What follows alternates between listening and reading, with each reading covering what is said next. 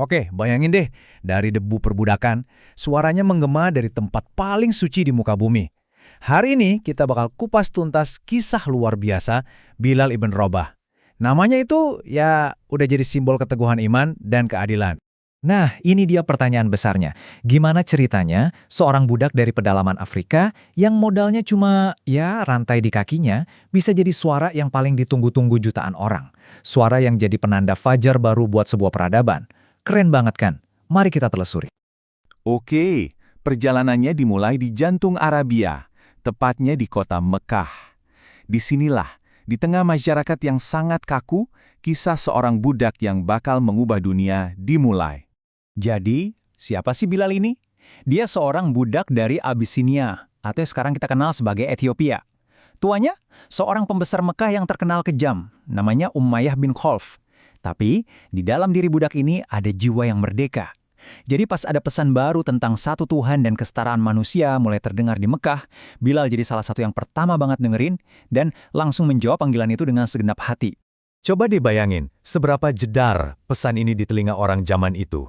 Di dunia di mana segalanya dinilai dari silsilah dan status, tiba-tiba datang gagasan yang super radikal. Nilai sejatimu itu ada di hati, ada di imanmu.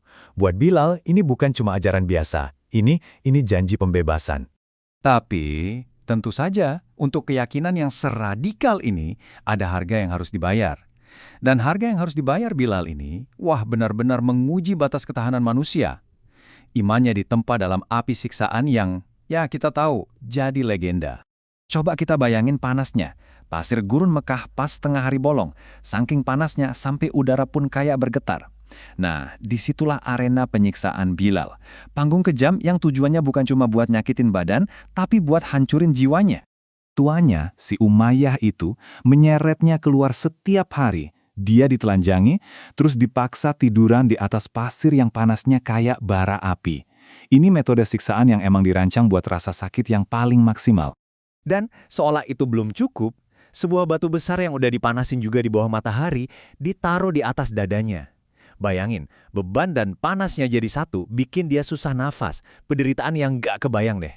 Tapi, yang luar biasa, dari bibir Bilal yang udah pecah-pecah, yang keluar itu bukan teriakan sakit atau minta ampun, bukan.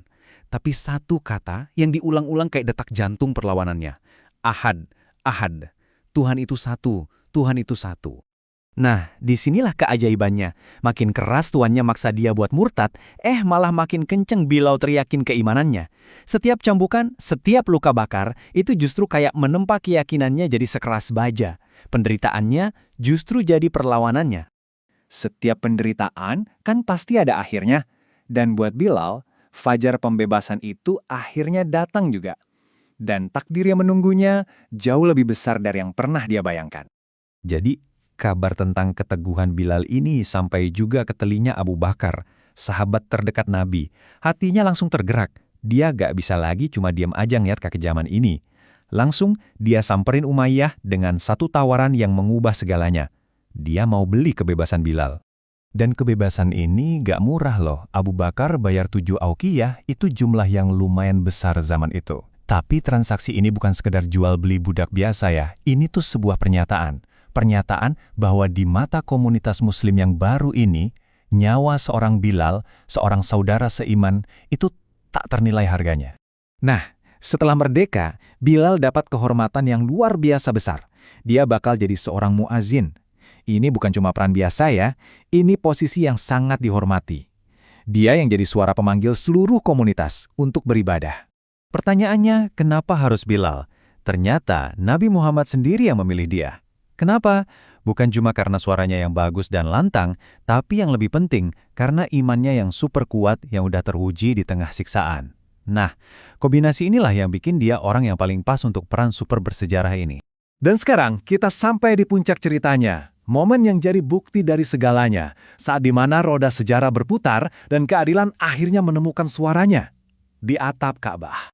Oke, jadi setelah bertahun-tahun diasingkan, kaum muslimin akhirnya balik ke Mekah.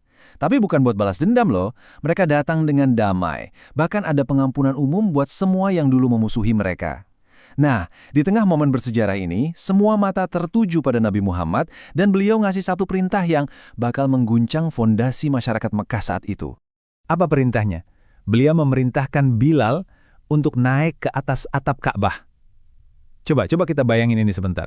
Orang yang dulu disiksa di jalanan kota ini, yang dianggap gak ada harganya, sekarang berdiri tegak di atas bangunan paling suci se-Arabia. Siap buat mengumandangkan panggilan kemenangan dan keesaan Tuhan.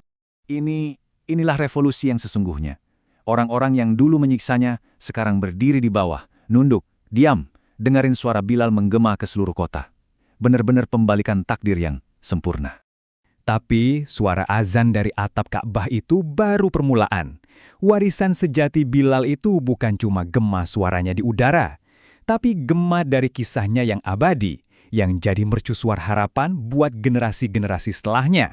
Ada satu hadis yang luar biasa banget, di mana Nabi Muhammad pernah bilang ke Bilal kalau beliau dengar suara langkah kaki Bilal di surga, di depannya.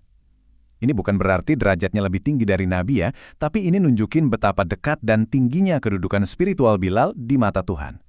Wow! Bahkan, dengerin ini, Umar ibnu Al-Khattab, khalifah kedua yang terkenal tegas banget itu, pernah bilang Abu Bakar adalah pemimpin kita dan dia telah memerdekakan pemimpin kita, yaitu Bilal.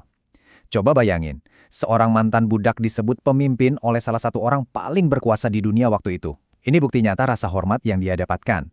Jadi pada akhirnya, inilah inti dari semua ceritanya. Perjalanan hidup Bilal itu bukti nyata kalau dalam Islam, martabat seseorang itu nggak diukur dari warna kulit, asal-usul, atau status sosial, tapi dari ketakwaan dan kekuatan karakternya. Kisah Bilal ini ninggalin kita dengan satu pertanyaan penting sih. Di dunia kita sekarang yang masih aja terobsesi sama status, warna kulit, dan kekayaan, apa kita udah nemuin ukuran kehormatan yang sejati? Pertanyaan ini, jawabannya mungkin nggak bisa kita lihat pakai mata, tapi bisa kita rasain pakai hati. Terima kasih sudah menyimak.